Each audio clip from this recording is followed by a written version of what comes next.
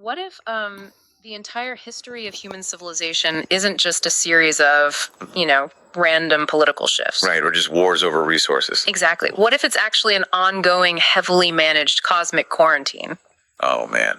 That is quite the premise. Right. And what if the phrase royal blood, which we've all just accepted as this polite metaphor for aristocracy, what if that was actually a literal biological warning? I mean, it completely reframes literally everything you think you know about power. Welcome to the deep dive. If you're listening to this right now, maybe you're driving, maybe folding laundry, just prepare to have your perspective on history turned completely upside down. Yeah, definitely buckle up for this one. Today, we are heading into some deeply esoteric, slightly intense, and just absolutely fascinating territory. We're looking at one specific piece of lore today. It's a poem by Weerathunga W. Namel titled, "Let's Give Priority to Humanity Now." It's a wild ride of a text. It really is. And before we get into the weeds, if you are hearing those opening questions and thinking like, okay, this sounds completely unhinged, I am right there with you. Yeah, we are definitely stepping out of the conventional history books today. What we're doing is unpacking the intense world building within this single, highly conspiratorial poem. Right. We're going to explore how the text blends ancient astronaut theories, reptilian elite concepts, and a really profound institutional critique into one cohesive narrative. Exactly. And just to be completely clear up front, we are unpacking this as like a sci-fi epic, a massive what-if exercise. For sure, a thought experiment. Right. We're neutrally mapping out its worldview because the architecture of these ideas is just incredible. We aren't endorsing this as a literal reality or taking sides on the anti-institutional claims it makes. We are just here for the story. And what a story it is. Because to understand the epic, apocalyptic battle for Earth described at the end of this poem, we actually have to go all the way back to a literal manufacturing error at the dawn of time. Yeah, the poem drops you straight into this startling origin story. In this universe, humanity wasn't a natural evolution. It was a project. Exactly, it was a project. The text posits that the Anunnaki tried to create humans. Now, just for some context, in real-world, ancient Mesopotamian and Sumerian mythology, the Anunnaki are a pantheon of deities. Right, the old gods. Yeah, but in the 20th century, alternative theorists started framing them as advanced extraterrestrial creators. And this poem leans heavily into that ancient astronaut angle. But here's the twist. Okay, lay it on me. Their very first attempt at creating humanity was a total failure. I mean, it's a completely botched creation. Okay, let's unpack this, because it instantly makes me think of like a software beta test that went horribly, horribly wrong. Oh, that's a great way to look at it. Right. You're an advanced alien race trying to write the code for humanity version 1.0, but the code is deeply corrupted. The resulting programs are incredibly powerful, but entirely unstable. Except in this scenario, the bugs weren't just deleted or wiped from the hard drive, they actually hid in the server. That is a perfect analogy. And not only did the bugs hide in the server, they figured out how to rewrite the user interface, so the system administrators wouldn't even notice them. Wow. Sneaky bugs. Very. The poem tells us that before some great destruction could wipe them out, perhaps a flood or a cosmic reset meant to clear the board, these failed creations fled. They hid in deep caves. So they survive the reset, but they don't stay in the caves forever, do they? No, they don't. And this is where we see the first great schism in the lore of this universe. Yeah. Once the danger passed, these beings dispersed. Okay. But their paths diverge based on their base urges and their physical forms. The text specifically establishes that they took on reptilian form. Ah, okay, the reptilian angle comes in. Right. And because of this, many of them became trapped or isolated in the deep forests. They were basically relegated to being wild cryptozoological beasts. Like Bigfoot or Chupacabra kind of things. Exactly, just lurking in the woods. Yeah. But there was another group. A group defined by a very specific dark thirst. Uh-oh. A desire to drink human blood. And those entities didn't stay in the forest. They moved closer to the palaces. They moved right toward the centers of human power. But wait, hold on a second. Yeah. The poem explicitly calls these failed creations children of gods. And because of that lineage, it says they possessed inherent, overwhelming physical strength. Oh, massive strength. Unbeatable. Right. The text points out that genuine human leaders struggled and completely exhausted themselves trying to fight back, and everyone just lost to them. The power imbalance is staggering. It really is. So my question is, if they are these invincible demigods, why hide in palaces at all? I mean, why not just rule overtly? Just plop a reptilian on the throne and say, I'm in charge, deal with it. Well, that is the core paradox of their existence. You have to look at it as a numbers game combined with pure survival instinct. A numbers game. Yeah. Yes, they had overwhelming individual strength. I mean, you can't win a sword fight against a reptilian demigod. Fair point. But humanity vastly outnumbered them. Furthermore, they are terrified of being discovered by their original creators. The Anunnaki. Exactly. The Anunnaki. Yeah. Who already tried to wipe them out once. They know they are the botched code. If they rule overtly as monsters, they draw a massive target on their backs. Oh, I see. Right. Either from a massive human uprising or from the cosmos. Okay. That makes a lot of sense. They can't let the system admins know they're still in the system. Precisely. Yeah. So they can't just conquer openly. They had to be contained, and they had to hide themselves within the human hierarchy. Wow. And this necessity for concealment leads to the creation of the ultimate cover-up in this entire universe, the modern aristocracy. Which completely flips everything we are taught about history. It really does. Think about it. We are taught that the aristocracy, the concept of a royal class separating from commoners, was about divine right. It was this elevated, culturally ordained status meant to protect the realm. Right, the chosen ones. But in this universe, the separation wasn't about being better or holier or more civilized than commoners. It was a literal quarantine. Exactly. The historical divine right of kings is exposed here as a massive propaganda campaign. Wow. The isolation of royalty isn't a privilege, it is a strict biological necessity. Huh. The poem explicitly mentions the dark rooms of royal families. Dark rooms. Yeah. Historically, we think of palaces as places of grandeur and light, right? Windows everywhere. But the text frames them as shadow-filled bunkers meant to conceal their true monstrous nature from the public. Which brings us right back to that phrase, royal blood. In the context of this poem, it is not a class-based idiom about breeding or nobility. It is a physiological reality. It's a literal biology. And this is where the text gets incredibly weird and specific. Like, is the poem suggesting that blue blood is a literal trait? Yes. And what on earth is the significance of the specific animal associations the poet uses to identify them? Yeah, and the world of the poem is entirely literal. The poet provides these highly specific biological tells to identify these hidden elites. Sorry to lay them on me. They aren't just generic shapeshifters. Their internal biology fundamentally dictates their external behavior when they're out in the wild. For example, the text notes that entities with literal blue blood are specifically known for valuing bear hunting. Wait, hold on. Bear hunting. Of all things. Yep, bear hunting. If these are super advanced alien demigods pulling the strings of global history, why are they hanging out with bears? It's bizarre, right? And it says entities with green blood frequently roam among wild boars. Why bears and wild boars? These are the muddiest, most terrestrial primal animals on Earth. That feels like a massive contradiction for a so-called child of the gods. It is a contradiction, and that is exactly the point the poet is making. By associating the blue and green-blooded entities with bears and boars, the text is rooting them in a dirty, violent, earthly reality. Ah, I get it. They might wear silk and hide in palaces, but underneath, their botched DNA is heavy, aggressive, and primal. They aren't sleek or majestic. They're basically beasts in fancy suits. Exactly. They are predators. Their godlike origins are corrupted by these base animalistic urges that leak out no matter how hard they try to maintain their aristocratic facade.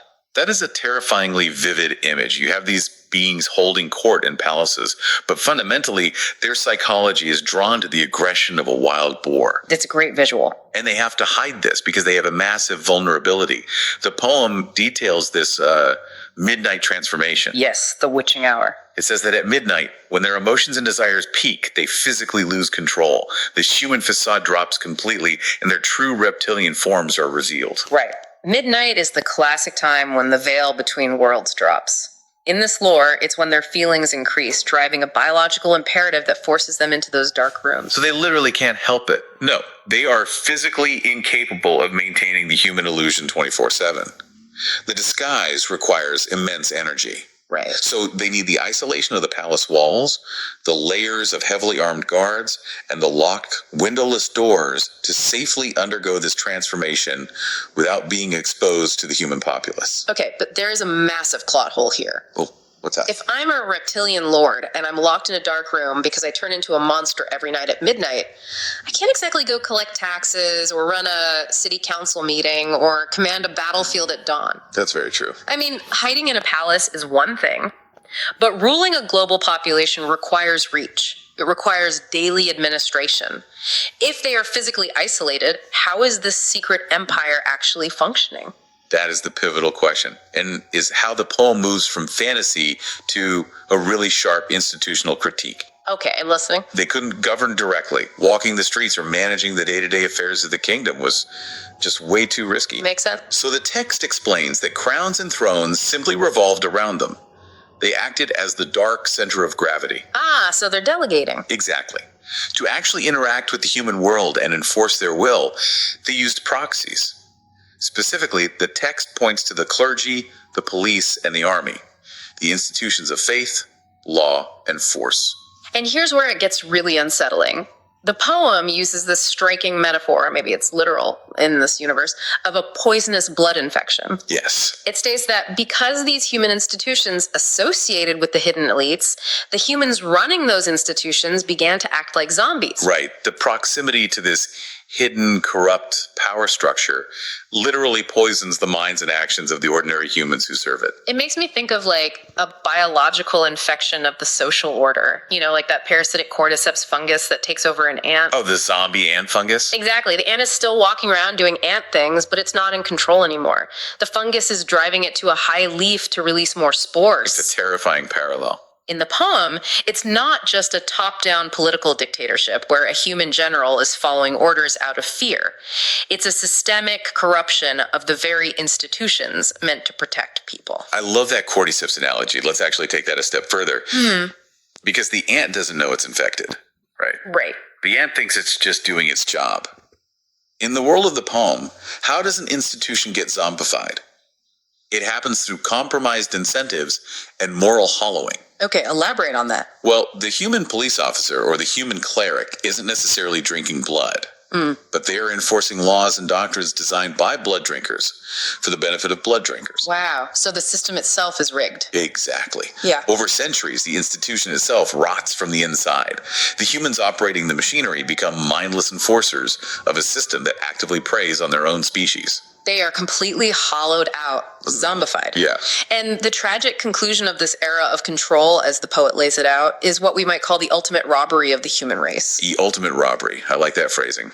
Because this vampiric control was so absolute and operated entirely through these zombified human proxies, genuine humans never actually held kingship. They never truly wore the crowns or sat on the thrones. No, it is complete disenfranchisement. Think about what that means for a second. If you accept the premise of this poem, humanity has been entirely written out of its own story. Erased, basically. Every king, every emperor, every great conqueror you've ever read about in a history book was either one of these hidden entities or a zombie proxy doing their bidding. We have essentially been passengers, or rather livestock, in our own civilization from day one. That is just incredibly bleak. It is. Which naturally leads to the most desperate question, right? How do you break a system like that? Right, because you can't just vote them out. Exactly. Right. An infection this deep, guarded by mindless proxy armies and hidden behind impenetrable palace walls, cannot be cured from within. The deck is stacked. The human population was outmatched physically by the entities and outgunned by their own zombified institutions. A localized rebellion wouldn't work. It required a literal deus ex machina. An intervention. Yes. An external cosmic intervention to break the deadlock. And that brings us to the climax of the text, which just plays out like an incredible sci-fi movie. It really does. It's cinematic. The arrival of the Dewy Vimon. These celestial vessels arrive to chase away the oppressors. It's like the cavalry coming over the hill, but, dropping out of orbit. Now, Vimana is a fascinating term, right? It goes back to ancient Sanskrit epics. Exactly. In Hindu mythology and Vedic texts, Vimanas are flying palaces or chariots used by the gods. Oh, that makes perfect sense. So the poet is pulling this ancient concept and deploying it as advanced extraterrestrial spacecraft. The arrival of the Dewy Viman sets the stage for a massive cosmic alignment. The final battle. Right. It is a dualistic showdown for the very ownership of the Earth. The poet explicitly lays out the two sides of this ultimate battlefield. Let's hear the teams. On one side, you have the enemy. The text tells us that aliens and reptilians have joined forces, and they are allied with the now exposed blood-sucking vampires. It's the ultimate supervillain team-up. All the failed beta test bugs, the blood drinkers, the reptilians, all banding together for one last stand. Precisely. And on the other side, you have the allies. Who are? The friendly Anunnaki have returned. They see the mess their botched code has made of this planet, and they've come to fix it. Better late than never. Right. But the poet gives us one more crucial biological detail here that ties the whole mythology together. These friendly Anunnakis are specifically noted as having red blood. Red blood. Just like humans. Yes, and that is a vital distinction. It separates them from the blue-blooded bear hunters and the green-blooded boar hunters. Oh, the color coding is brilliant. The red blood symbolizes their inherent kinship and their alliance with humanity. They have stepped up to help level the playing field against the original manufacturing error they made. And there is this incredibly triumphant, cathartic tone right here in the text.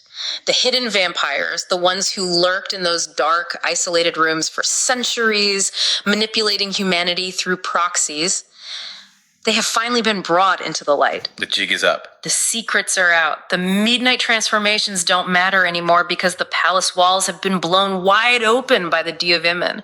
Everyone can finally see them for the monsters they actually are. And that exposure is the critical first step to liberation. Because they can't hide behind the zombie institutions anymore. Exactly. Once the primary mechanism of control, the absolute secrecy, is removed, the entities lose their psychological grip on the human population. The zombie spell is broken. Wow. They are forced out of the shadows and onto an open battlefield. But, and I think this is the most crucial, grounded part of this entire deep dive, the poet doesn't just end the story with, and then the good aliens laser beamed the bad aliens and we all lived happily ever after. While the celestial vessels and the red-blooded Anunnaki level the playing field, the final message isn't about sitting back on the couch and eating popcorn while UFOs fight it out in the sky. Right, it's not a spectator sport. The ultimate responsibility to finish the job falls entirely on you, the listener. It falls on humanity. This is where the poem powerfully shifts from epic cosmic mythology to direct, passionate plea. The poet distills this massive intergalactic narrative into a very personal call to action. What's the call? To actually reclaim the world, to truly take ownership of it for the first time in human history. Humanity must actively reject the tools that the reptilian control structure used to zombify us in the first place. Okay, so dropping the proxies. Yes. The poem explicitly demands that we put aside their media, their religions, and their laws. Their media, their religions, their laws. It goes right back to the zombie institutions we were just talking about. Full circle. You can't just defeat the monsters in a physical battle if you are still operating the psychological machinery they built to enslave you. Exactly. If you keep consuming their media, if you keep praying in the exact ways they designed to keep you docile, and if you keep obeying laws written by vampires to protect vampires, you are still infected by the poisonous blood. It is a radical call for a complete, ground-up societal reset. The poet is arguing that these legacy constructs, the systems we think of as the pillars of civilization, are not inherently human at all. They're alien to us, literally. They are the architectures of quarantine and control. You have to abandon the corrupted operating system entirely. What replaces it? Well, the title of the poem, along with its concluding thought, points to the only viable alternative. Let's give priority to humanity now. Humanity. The original Sinhala term used is Manusath Kama, which deeply translates to humanity, compassion, or the pure essence of being human. Manusath Kama. The message is that humans have suffered enough under this hidden heavy yoke. The period of being zombified proxies is officially over. It's time to wake up. It is time to look inward, to our own human essence, our Manusath Kama, and take actual ownership of the world. The Duvimin might have broken the palace walls, but a fleet of spaceships can't build a society. No, they can just clear the rubble. Only human empathy and human solidarity can actually build the new world. It's an incredibly fascinating synthesis of cosmic scale and deep internal humanism. It really is. Think about that. A vast intergalactic war that spans millennia ultimately hinges on the individual human's choice to reject artificial top-down divisions and simply embrace basic human decency. It really makes you pause and look at everything around you differently. I mean, it changes the way you look at a news broadcast or a courthouse or a palace. For sure. Which leaves you listening right now with a lingering question to ponder as you go about the rest of your day. What's the question? If we accept this poet's wild, sweeping metaphor, that our laws, our media, and our legacy institutions are deeply infected by an old, parasitic system designed entirely to keep us passive, what would a society actually look like if it was built completely from scratch? Wow. If we stripped away all the old code, discarded the zombie institutions, and used only raw human empathy as our foundation, what kind of world would we build if we finally left the cosmic quarantine behind? It is a profound question, Oh. one that requires us to challenge our most fundamental assumptions about civilization itself. We want to thank you for joining us on this intense, esoteric deep dive today. Keep reading, keep wondering, and above all, keep questioning the world around you, because you never know when you might just be looking at a biological warning disguised as history.